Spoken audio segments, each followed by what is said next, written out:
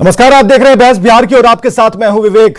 आज का मुद्दा आतंकियों को उनके कनेक्शन को लेकर है कि एक के बाद एक कई कनेक्शन सामने आ रहे हैं और सबसे बड़ा कनेक्शन बिहार से है।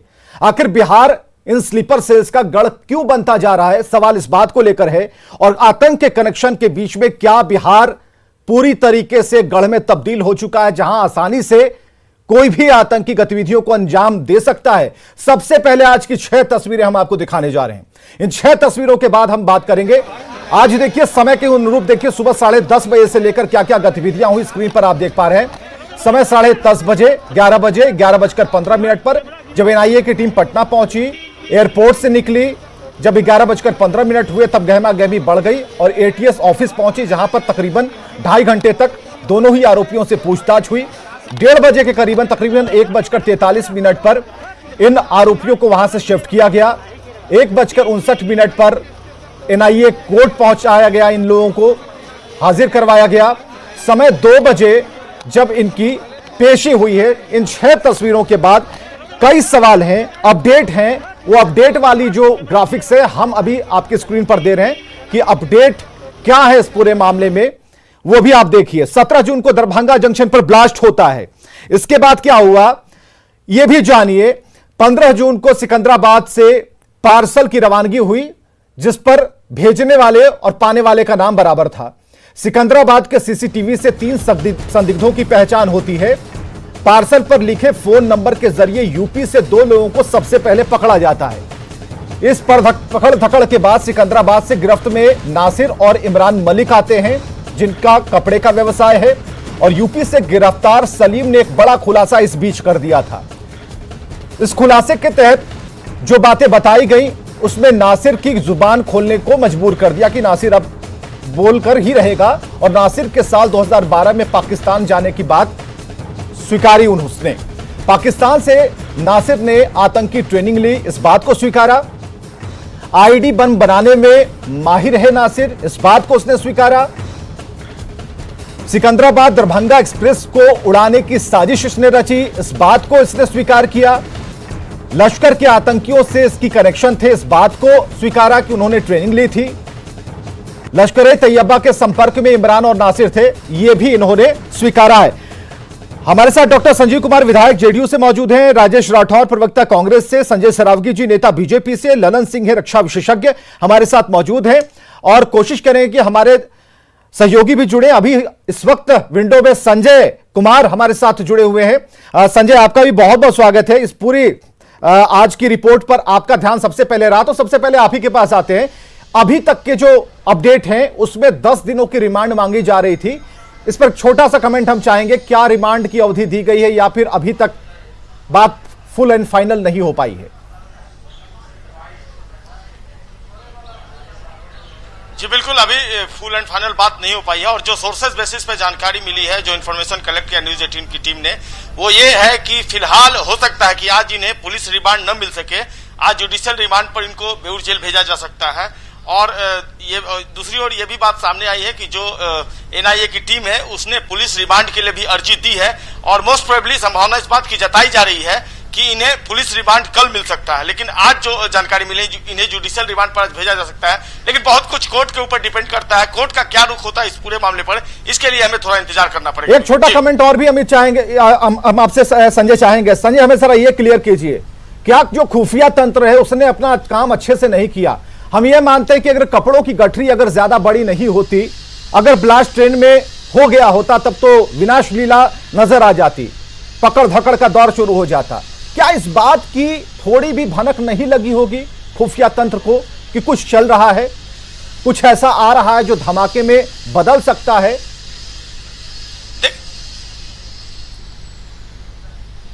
देखिए विवेक, इंटेलिजेंस विंग की जो कमजोरी है या फिर उसकी कह सकते हैं कि जो उसका एक्टिवनेस है, इसको लेकर एक लंबी चौड़ी बहस हो जाएगी। कहीं ना कहीं चूक तो हुई है, इस बात से इंकार नहीं कर सकता। अगर इंटेलिजेंस विंग हमारा स्ट्रांग होता तो निश्चित तौर पर ये जो पार्सल बॉम्ब था ये दरभंगा स्टेशन तक पहुंचने में कामयाब नहीं हो जाता और समय रहते ही जानकारी मिल जाती। और अगर समय रहते जानकारी मिल जाती तो निश्चित तौर पर जो ब्लास्ट हुआ वो नहीं होता, वहां से पार्सल दरभंगा नहीं चलाया होता। तो इस पर ये लंबे चौड़े बहस का विषय है इंटेलिजेंस विंग को, न केवल नेशनल लेवल पे बल्कि हालांकि कई बार कामयाबी भी मिली, इस बात से इंकार नहीं किया सकता। हमारा इंटेलिजेंस विंग जो है कई बार समय रहते जो है इस तरह की घटनाओं के बारे कुल में मिलाकर जानकारी कहिए दे कि देता है और किस्मत समय अच्छी रहते थी हम इसलिए जो इतना इस बड़ा तरीके धमाका होने से बच की गए। बातें होते हैं, ललन सिंह रक्षा विशेषज्ञ हमारे साथ है। ललन सिंह जी, किस तौर पर इसे देख रहे हैं? गढ़ की बात अब होने लगी है कि बिहार को क्या इन स्लीपर सेल ने, उन आतंकी संगठनों ने, पाकिस्तान के आईएसआई ने एक गढ़ के तौर पर विकसित कर लिया है, जिसकी जानकारी हमें कभी कभी होती है जब धमाके हो जाते हैं, या धमाका छोटा हो या फिर बड़ा। नहीं, मैं 2-3 बार आपके चैनल से ही चर्चा में ये बातचीत में बताया है कि सिक्योरिटी स्टार्ट्स फ्रॉम डाउट। जो सुरक्षा की शुरुआत है वो शक से होती है। जब हमें यह पता चल गया है यासीन भटकल के समय से ही, और बोध गया और गांधी मैदान, कई ऐसे मौके आए हैं जिसमें कंफर्म हो गया है कि मिथिलांचल और नेपाल से मिलते हुए जो इलाके हैं उसमें इन्होंने अपने हाइड आउट को बना लिया है। चाहे वो HM हो, जैसे मोहम्मद हो, या लश्कर तोयबा हो, इन सभी ने यह मान लिया है कि कुछ ऐसे जगह हैं जिसको हम अपने हाइड आउट के तौर पे इस्तेमाल कर सकते हैं। और मैं आपको बताना चाहता हूं कि ये 14 दिन के अंदर जो बम ब्लास्ट जंक्शन के ऊपर हुआ, उस समय भी यह बात चल रही थी कि ये बहुत साधारण है, लेकिन मैं इस जिक्र को पहले भी किया कि नहीं, ये साजिश बहुत जबरदस्त है। और अभी आपके सामने है, ये जो नासिर और आपका इमरान है, वो 5 महीने और टाइगर मेनन और हाफिज सईद के साथ भी वो मुलाकात किया है, और मुलाकात करने के बाद उसको आईईडी का जो इग्निशन से बनने वाला जो बम होते हैं उसकी स्पेशलाइजेशन थी, और उसने वही किया। आप सोचिए, इसमें केवल इंटेलिजेंस विंग की नहीं, रेलवे की भी बहुत बड़ी कमी है कि किसी भी चीज को करने से पहले वो ठीक से उसकी वाफियत नहीं लेते हैं, और उसका अंजाम क्या होता? बर्निंग ट्रेन होता, और देश के आम नागरिक उसका बहुत बड़ा उस हादसे में नुकसान उठाते। मैं आपको एक चीज और बता देना चाहता हूं कि जब इस तरह का एक्सप्लोजिव ट्रेन के अंदर आग लगने में फटता, तो जो लोहे के टुकड़े होते हैं और जो हार्ड स्टोन होते हैं वो बम के जैसे काम करते हैं, और वो अपने पूरे दायरे में बहुत भारी नुकसान देते हैं। तो इस तरह की जो साजिश थी, ठीक है, एनआईए ने बहुत अच्छा अपना प्रक्रिया में पता किया, जानकारी किया। अब तो कैराना में भी और यूपी के शामली में भी बहुत से लोग पकड़े जा रहे हैं, लेकिन इसके ऊपर गंभीर होइए, नहीं तो इसका नुकसान आंतरिक सुरक्षा गंभीर की नहीं होना होगा, जिनकी सरकार है उन्हीं उनको होना होगा, या फिर जिनका प्रशासन है उनको होना होगा। जवाब संजय सरावगी जी आपके पास है इसका। डॉक्टर संजीव कुमार जी, हम शुरू करते हैं। संजय सरावगी जी, ये कनेक्शन तो साफ दिख रहा है, और अभी जो ललन सिंह जी कह रहे थे, अब तो दाऊद तक कनेक्शन है, दाऊद जाग रहा है, और आप देख रहे हैं कि किस तरीके से तार जुड़ रहे हैं, टाइगर मेमन से तार जुड़ रहे हैं। एनआईए हालांकि इस बात को अभी तक पुष्टि नहीं कर रही है, लेकिन इतना तय है कि गिरफ्तारियां हो रही हैं, और आज जो 2 और नई गिरफ्तारियां हुई हैं उससे साफ है कि ये मॉड्यूल नहीं है, ये पक्का कनेक्शन है। और आज ये छोटे धमाके के तौर पर जो खुलकर नहीं हो पाया, लेकिन बात खुलकर होनी चाहिए इस पर। देखिए, जिनका भी कनेक्शन है वो बच नहीं पाएंगे। अब एनआईए को केस मिला, उसके 3 से 4 दिन के अंदर कैरोना में उत्तर प्रदेश के गांव में जाके 2-2 तारीख हो गई। जो जहां तार है, चाहे वह दरभंगा में उनके संपर्क सूत्र हो, या सिकंदराबाद में संपर्क सूत्र हो, या कहीं भी हो, नरेंद्र मोदी जी की सरकार में और राजा गठबंधन की सरकार में कोई बचने वाले नहीं है। महागठबंधन के हुजूर, अगर ये ब्लास्ट अगर रास्ते में हो जाता तब तो कोई बच ही नहीं पाता। आतंकी तो बाद में बचेंगे कि नहीं बचेंगे, लेकिन अगर ये सिकंदराबाद दरभंगा एक्सप्रेस में अगर ये धमाका हो जाता पूरी रफ्तार के साथ, क्या वो अलग बात है। लेकिन जो हुआ उसमें जो लोग उस हालत में बचने वाले नहीं है, चाहे जो भी उनके संपर्क हो। मिथिला में पूर्व में भी आतंकवादियों के संपर्क का है, पूर्व में भी पता चला था। क्यों मिथिलांचल और सीमांचल को लेकर एक गढ़ के तौर पर हम कह रहे हैं, क्यों चिकन नेक की बात करते हैं? कौन करता है चिकन नेक की बात?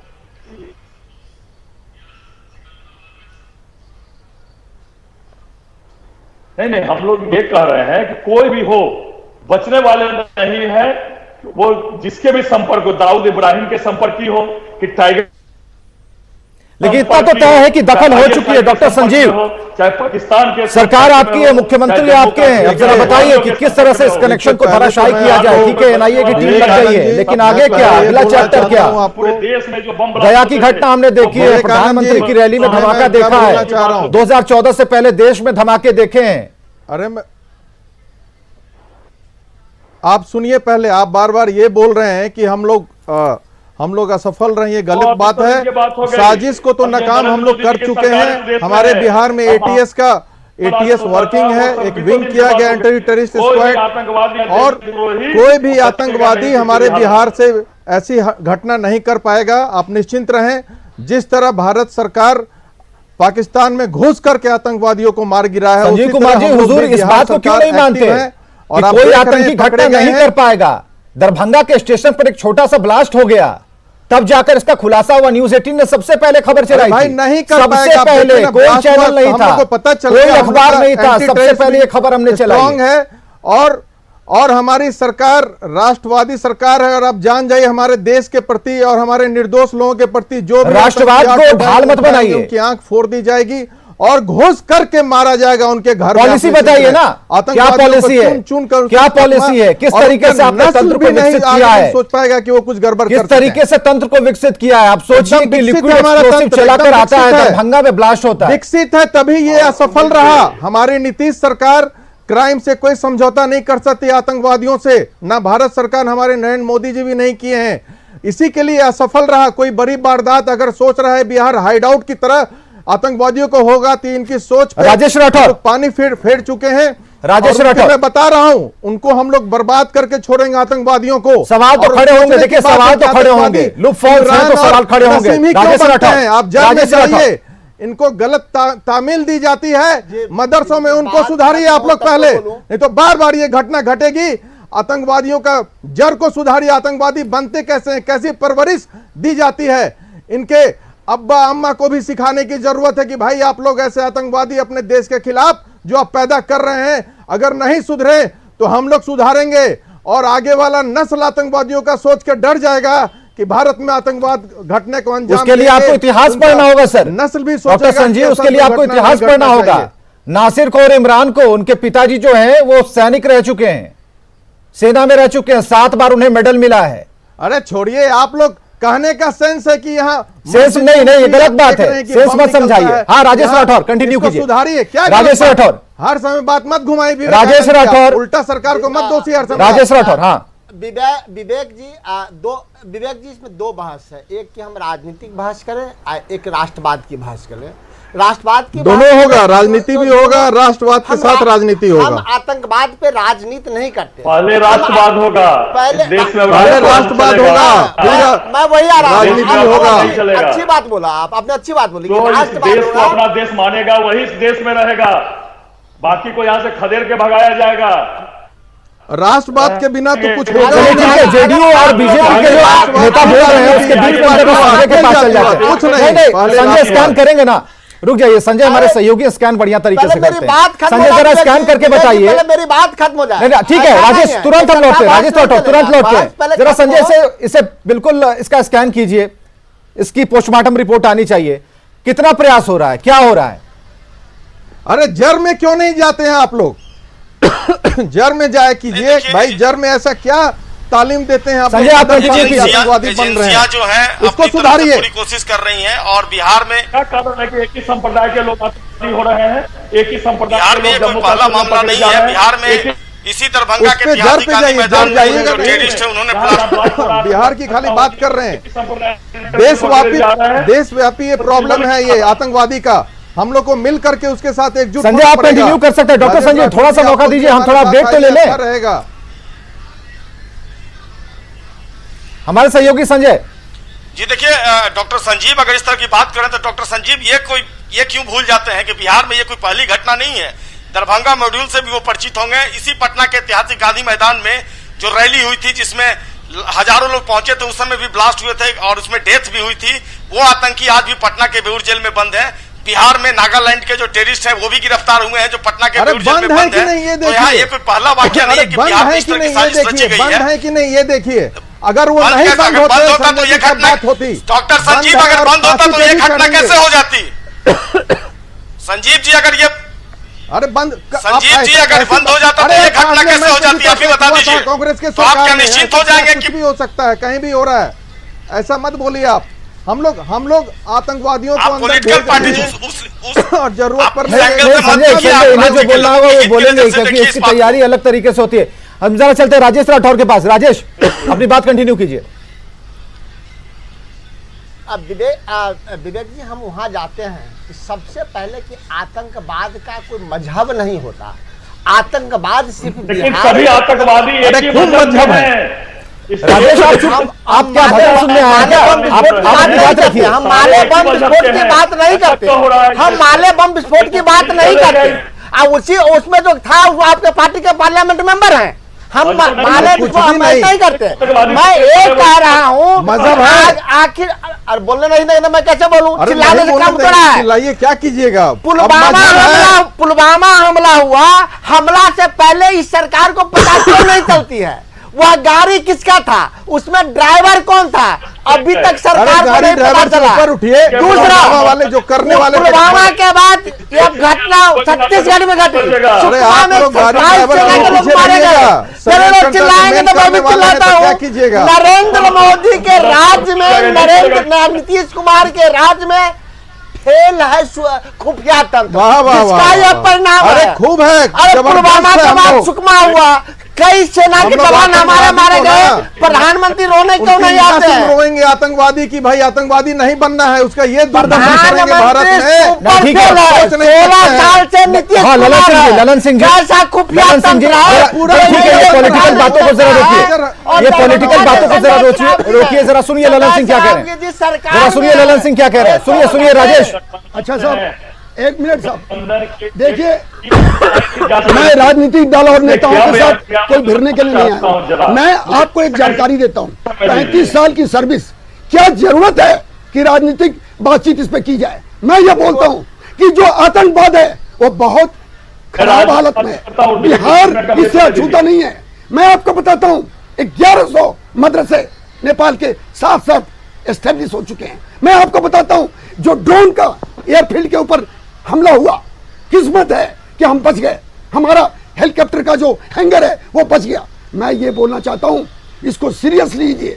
14 दिन के अंदर 3 बम विस्फोट होना, इसका मतलब है कि बिहार चारों तरफ से आतंकियों के नजर में है। एलओसी बंद है। मैं एक चीज और बताना चाहता हूं, जब लश्कर तैयबा का मेनन के साथ ये मिल चुका है, ये सॉरी हाफिज सईद के साथ मिल चुका है, इस आदमी को आप साधारण समझते हैं? ये बहुत जबरदस्त चीज है। और मैं आपको एक चीज बताऊं, ये आपका ड्यूटी नहीं है, ये एजेंसीज का ड्यूटी है। एनएसजी हो, एनआईए हो, या बिहार सरकार का सीआईडी हो या स्पेशल ब्रांच हो। लेकिन आपके यहाँ अंदर एक इंट्रोगेशन सेंटर है बिहार में? नहीं, लखनऊ में जाके इंट्रोगेशन होता है। क्यों? हम इसके बारे में टेक्निकल नहीं सोचते। संजीव कुमार जी को लाइए जरा ललन सिंह जी के साथ, स्क्रीन पर लाइए संजीव कुमार जी को जरा लाइए ललन सिंह जी के साथ। ये जवाब सवाल वहां होना चाहिए, ये बिल्कुल जरूरी है। नहीं, ठीक है, रुक जाइए, ला रहे हैं, स्क्रीन पर ला रहे हैं। नहीं, ये काम की बात है, ये काम की बात है, ये हमारे अध्ययन से बाहर की बात है। तो जरा हम ललन सिंह जी का सहारा लेते हैं क्योंकि वो रक्षा विशेषज्ञ हैं, बाकी बहुत करीब से इस चीजों को देखते हैं। जरा लाइए ललन सिंह जी को और डॉक्टर संजीव कुमार जो कि विधायक है जेडीयू के। हाँ, अब जरा इसे अब बताइए जरा ललन सिंह जी कि किस तरीके से ये मॉड्यूल फल फूल रहा है और 34 साल की नौकरी का एक्सपीरियंस क्या कहता है? मैं विधायक जी से अर्ज कर रहा हूं, पहले खुफिया तंत्र को मजबूत करने के लिए आपका इंट्रोगेशन सेंटर कितने हैं बिहार में, इसकी जानकारी लीजिए। क्या लखनऊ में जाके प्रॉपर इंट्रोगेशन होगा? जैसे ही नासिर या कोई बंदा हमारे इस इलाके में पकड़ा जाता है तो उसको 2 से 3 दिन ट्रांजिट रिमांड लेने में समय बर्बाद करेंगे। अरे कहां लखनऊ गए हैं? लखनऊ कहां गए हैं? ललन सिंह जी तो उनको हैदराबाद से पटना लाया गया, यहाँ इंट्रोगेशन हो रहा है। सब इंट्रोगेशन एक यहाँ पे हो रहा है। सर, मैं जानकारी का अभाव है, ये जानकारी कर लिया जाए। यहाँ पे हो रहा है, भारतीय जनता पार्टी के लोगों को बता दीजिए, लोगों को। अरे भाई, कैसे यहाँ इंट्रोगेशन हो रहा है? खुद देख रहे हैं पे इंट्रोगेशन भी हो रहा है।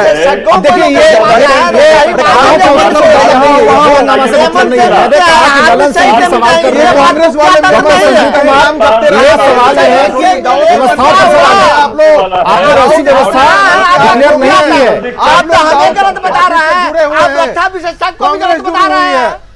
इन्होंने मुझे गलत बताया तो बताया, रक्षा विशेषज्ञ को भी गलत बता रहे हैं।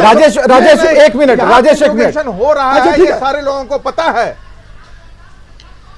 सर मैं आपसे एक रिक्वेस्ट कर रहा हूं, अगर ये बर्निंग ट्रेन इंसिडेंट हो जाता है, अगर मगर का बात सोचिए नहीं ना हुआ, अच्छा, हम लोगों ने साजिश को रोक दिया, संजीव नाकाम किया, हम लोगों ने होने दिया जाता है, हम संजीव लोगों ने जी कह रहा है नाकाम किया कि साजिश को। हमें अपने पे पूरा विश्वास है, अपनी सरकार पे, भारत सरकार पे, और हमने साजिश को नाकाम हम किया। भारत सरकार के साथी हैं। मैं आपको ये बताना चाहता हूं, अगर बर्निंग ट्रेन हो जाता, इसका कोई भी इंफॉर्मेशन, अरे इमेजिनेशन में मत जाइए रक्षा विशेषज्ञ जी, मेरा आग्रह है, मैं साहब, हम लोग सजेशन आप दीजिए, अगर कोई इसीलिए पॉजिटिव तो होगा रिपोर्ट होता है। दे रहा हूं। पहले पॉजिटिव होना सजेशन चाहते हैं, होगा तो हेलो, हम उसको राठौर लगाएंगे साहब, अपने मैं सिस्टम में। 1974 के आपके जितने सीनियर एमएलए और मिनिस्टर हैं, उनके साथ का मैं ग्रेजुएट हूं, मैं 73 का ग्रेजुएट हूं। मुझे बताइए मत रक्षा के बारे में, मैं बोलता हूं एक भी इंफॉर्मेशन आपका नहीं मिलता।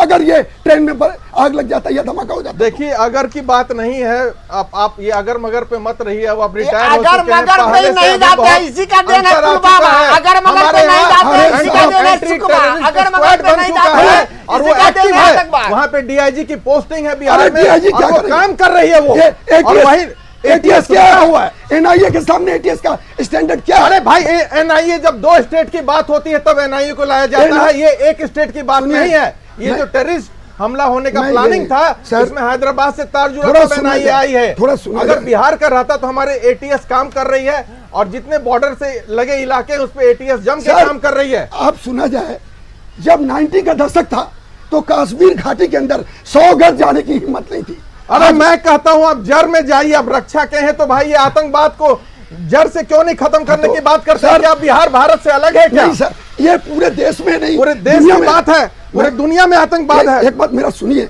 ये दुनिया में आतंक है, लेकिन आप इसको सीरियस क्यों नहीं हो रहे? एकदम सीरियस है। क्या? हम तो बोल रहे हैं कि हमारी सरकार कहिए तो कम से कम आतंकियों मेरा का नहीं सुन रहे थे, नाबूद रक्षा कर विशेषज्ञ देगा, नहीं आतंकियों सुन रहे। को। अच्छा, ठीक है। भारतीय जनता पार्टी और जेडी को लोग मेरा नहीं सुनते, मैं- आपका नहीं सुनते। अरे आपका रक्षा जनता नहीं विशेषज्ञ सुन रही है, को सुन कांग्रेस का तो क्या कीजिएगा? रहे। सर, आपको सुन अरे लिया, आप हम- आतंकवाद के साथ दीजिएगा। आप आतंकवाद का साथ दे रहे हैं, आप लोग का आतंकवाद हिस्ट्री के है, साथ आतंकवाद भारत को को साथ दिया लगाइएगा। है। कहाँ अब है दाऊद और आपका मेमन का रक्षा? कांग्रेसी कहाँ सब है साथ आपका देता आया है। कहाँ हम लोग आपका कभी रक्षा? हम लोग राष्ट्रवादी हैं, राष्ट्रवादी रहेंगे, और नकली हमारे राष्ट्रवादी चलिए है। इस फॉर्मूले में आतंकी कहां से घुस जा रहे हैं? ठीक है, अगर राष्ट्रवादी है, राष्ट्रवादी है तो पहले तो सूचना जनता को देना चाहिए था। जनता सूचित करती कि देखिए भाई कुछ गतिविधियां गलत चल रही हैं, हम राष्ट्रवादी हैं, हमारे बगल में बम बन रहा है, पता चला इसकी तो सूचना नहीं, देते, पता इसकी चला सूचना तो नहीं, मिली नहीं, पता चला तो फिर नहीं, कैसा राष्ट्रवादी होने का क्या मतलब है भाई? तो फेल सीएम, फेल पीएम पे आप पूछिए डॉक्टर ना। संजीव कुमार, तो फेल इस है। राष्ट्रवादी का क्या फॉर्मूला है, क्या नाता है?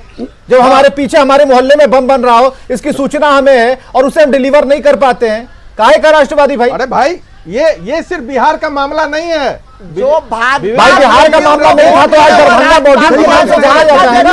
और हम लोग राष्ट्रवादी नहीं और है। आप लोग हर वक्त मदरसा और उसी से के चक्कर में कांग्रेस रहती है। भाई आप उसके जड़ पे क्यों नहीं जाते हैं कि भाई जड़ में क्यों नहीं जाते? क्या तालीम दी जाती है कि मदरसा ललन सिंह, ललन सिंह हो जाती है? ठीक है, ललन सिंह कांग्रेस ललन सिंह समिति के लिए ललन सिंह आतंकवाद नरेंद्र मोदी के आने के बाद नरेंद्र मोदी का क्या आतंकवाद तुलना बढ़ा कीजिए? है। आप लोग नरेंद्र मोदी आतंकवादी फेल है भारत में। ये हो नामा नरेंद्र मोदी सुनिए, के कारण सुन लीजिए, हटाओ, हमारे शक्ति दिखाना चाहिए। नरेंद्र मोदी के कारण प्रभाव हुआ, नरेंद्र मोदी के कारण सुविधा हुआ। चलिए चर्चा का विषय तो था और ये चर्चा का विषय बना रहेगा जब तक बिहार में जिस तरीके का स्लीपर जोन बनते जा रहे हैं और बड़े ही आराम से आतंकी अपनी गतिविधियों को अंजाम दे पा रहे हैं। फेल्यूर किसका है, इस बात पर विचार होगा। विचार इस पर होगा कि सूचना पहले क्यों नहीं मिली। विचार इस पर भी होगा कि अगर हो गया होता, अगर मगर से हम भागेंगे नहीं, अगर हो गया होता धमाका फिर क्या होता? तब तो फिर उसी बिंदु पर आते कि हमारा सिस्टम, हमारा नेक्सस फेल्यूर है। तो इन सभी चीजों को लेकर कोई आयाम बनाने की जरूरत है। अगर 33 साल का कोई सैनिक अगर इन बातों को रखता है तो ध्यान से सुनने की भी जरूरत है कि क्या उनका एक्सपीरियंस बताता है। अगर कोई सेवानिवृत्त सैनिक यह कहता है कि यहां लूपफॉल है तो ध्यान देने की जरूरत है। कान खड़े होकर कान को खोलकर सुनने की जरूरत है। बहुत बहुत शुक्रिया आप सभी का आने के लिए, चर्चा में हिस्सा लेने के लिए। खबरें लगातार जारी हैं।